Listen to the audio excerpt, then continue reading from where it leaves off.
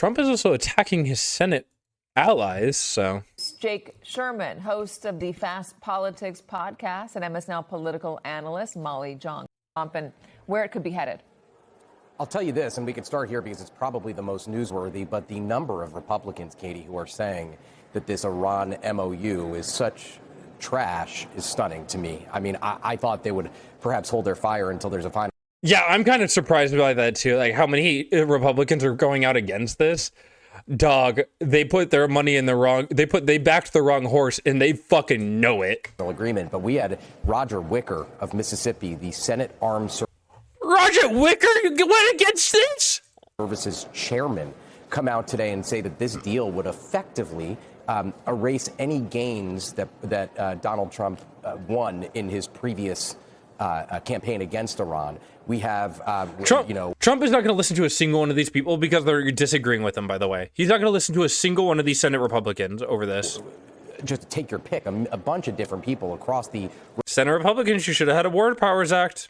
That would have been less politically embarrassing. Republican ideological spectrum, Ted Cruz, et cetera, saying that this deal is not worth the paper it's written on. And yesterday, President Trump said plainly, if other people have ballistic missiles, Iran should be able to have it, and he has no problem.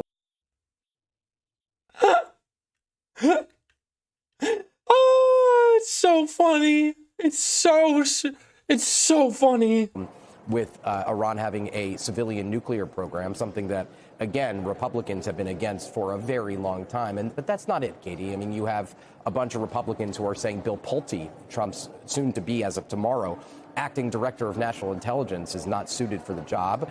The president. Wow, they're going back on their endorsements for Bill Pulte. And then on small things, the president has pushed Congress to authorize FISA, the warrantless wiretapping law, for a short period of time. Congress has not done that. So we're just seeing, and I'll name one other thing, the anti-weaponization fund, which Republicans just rebelled against, although stopped short of putting that into law. But they rebelled against it, and they were very clear that they thought it was a waste of time and money. And the ballroom, I think a lot of people are uneasy with. You'd find almost an easier time finding things that they're against the president on than they're for. They're resisting his calls to blow up the filibuster, to change the blue slip rules that allow blow up the filibuster. Fucking do it, pussy.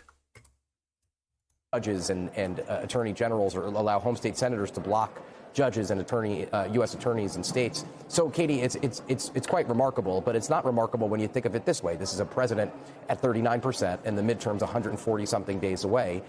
Republicans are in a position to lose. They know that, and they don't want to be saddled with a president with, Like I said, that's why they're breaking with him, dude. He looks so fucking weak, dude. He looks so fucking weak. Below 40% approval rating. 37% according to the most recent Times poll, 33% I believe on the economy according to, I think, a poll come out today. So yeah, terrible numbers. Jen, you had just left the State Department when the JCPOA was finalized. You were working at the White House at that time. It is remarkable to think about what happened then, the work that was put in to get that over the finish line, the way in which Republicans, some Democrats, but Republicans and Donald Trump trashed it. Donald Trump came into office, ripped it up, then went to war with Iran, bombed it, and is now back to potentially renegotiating very similar terms to the JCPOA. Pretty much identical terms. We don't even know that terms. it's very similar terms, Katie. I mean, We don't. Right now we know very little. There's been a 2-page memorandum of understanding that's very minimal. And I just want to remind people watching right now, the JCPOA was negotiated over a series of several years. There were dozens, if not hundreds, of experts within the federal government working to negotiate that. Before the JCPOA, there was a temporary agreement among the P5+1. So that includes Russia, that includes China, that includes the EU. And right now what we know is two pages of a memorandum that hasn't addressed the core issues. We should all hope, of course, that this brings a permanent end to the war and this brings about an agreement. But yes, we don't even know that. So right now we're back behind where we started. We shouldn't be glazing Obama, though. We shouldn't be glazing Obama. And back behind the point when Donald Trump ripped up the plan 10 years ago. Jen, you're in Chicago. God, he looks so fucking coked out of his mind. Right now, you're there for the opening of the center. Just speak to the whiplash, the zig and the zag that the president was talking about post Donald Trump's win, and I guess what it means to be at the center today with President Obama and Michelle Obama trying to look forward, remind Americans that it's worth getting involved. Fuck you, Obama. This is your fault. And especially at the same time, Donald Trump overseas signing an agreement. God, Obama's such a fucking weak little sniveling shit. He acts so high and mighty now when he literally could have just eliminated Wall Street when he had the chance, but didn't. But he didn't. An agreement to look for an agreement with Iran that maybe is as good as the JCPOA, maybe. What is that like? It must be a very weird experience. Well, it's basically the agreement is nothing at this point. So we don't know that it's going to be anywhere near the JCPOA. But in terms of being here, look, this has been... Is that, am I high? Hold on. Sorry, I keep seeing something move up here.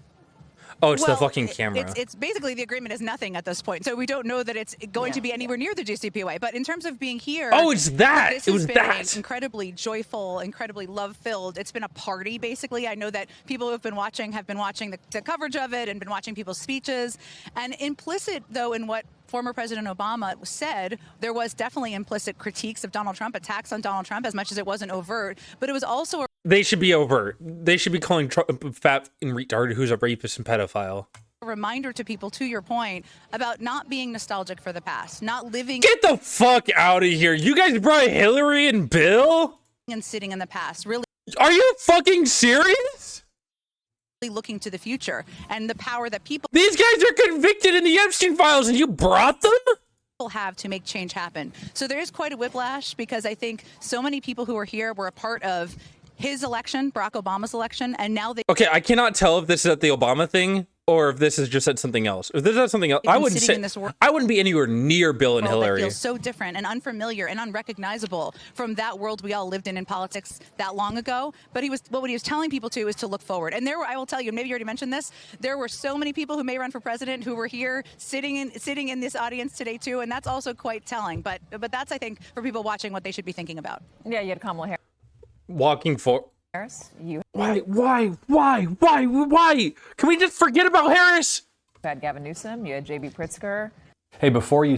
J.B. Pritzker's not fucking running. Trump's deal to reopen the Strait of Hormuz. Senate Republicans to Capitol Hill warning major blunder. Some Republicans are warning that likely outcome of more than a 100-day conflict is not worth the cost to the nation. The lives of 13 Americans who died for nothing, service members, and more than $100 billion spent, which gets, pushed onto taxpayers. Bill Cassidy, even. Ronald Reagan is rolling over in his grave. Jesus, man.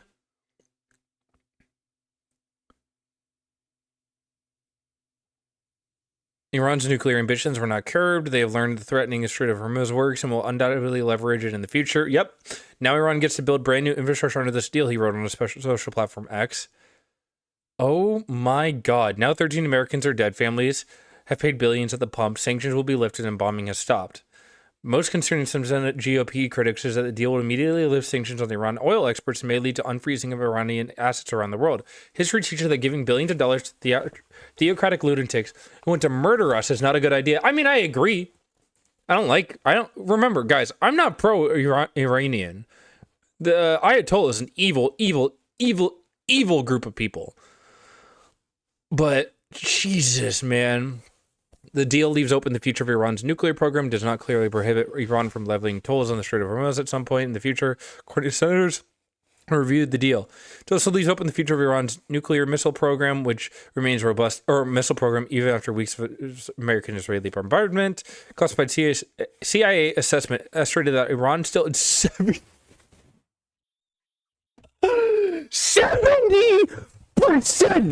of its missile stockpiles. John Cornyn said the lack of significant Iranian concessions under the nuclear program, which weapon arsenal and longstanding practice of funding militant proxies throughout the Middle East, raises serious concerns. It gives them a lot of money they can use to fund their proxies. Till said the deal appears weak on its face. Tom Tills, just say how it is. It's hard to argue that Trump's decision to order joint missile strikes in Israel late in February produced an outcome to justify the cost of lives and munitions. You got to do the balance of the accounts. 100 billion, roughly, maybe more, spent today. 13 dead, 365 wounded, injured. Our partners in the Middle East are bombed. They had casualties. There's going to be a lot of return on that. He said Trump appears to have fallen well short of his objectives. Oh my God. We're equipping that. We're saying we're not going to go remake the mistakes that Obama did by sending them a plane full of cash, which didn't happen. I got to reconcile the numbers there. There's a lot of work to be done to convince me that we're on the right path. I wonder how quickly they're going to fall back into line. It's an awful deal. It's a JCPOA plus Cassidy. Jeez.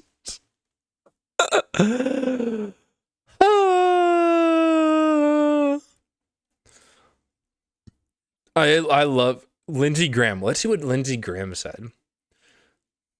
It opens up the strait. It continues the suspension of hostility. It creates space to see if you can get a deal. I doubt if they can on the nuclear program, but why not try? You're such a pussy. You're such a pussy, man. When you say this on the ledger for Iran, certainly helping them, what we need to look at is what we're corresponding with for the United States. Senator Lisa Murkowski, I think we actually need to look at the agreement itself. I think we need to have presented to us with an opportunity for us to ask those questions. It's not gonna.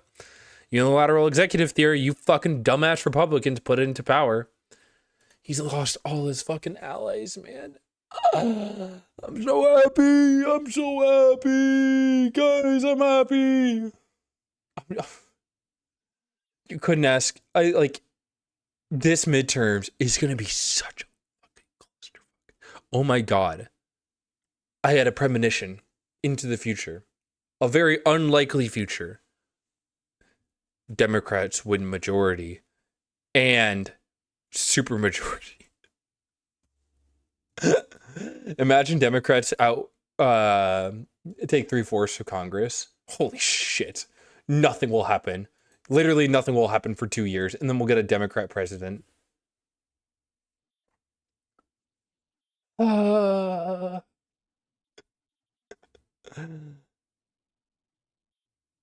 so fucking happy. I'm so happy for this. Granted, I'm not happy that Iran is getting all this fucking shit, because Iran's an incredibly evil country. Like an incredible evil country. But man, the U.S. fucked this up bad.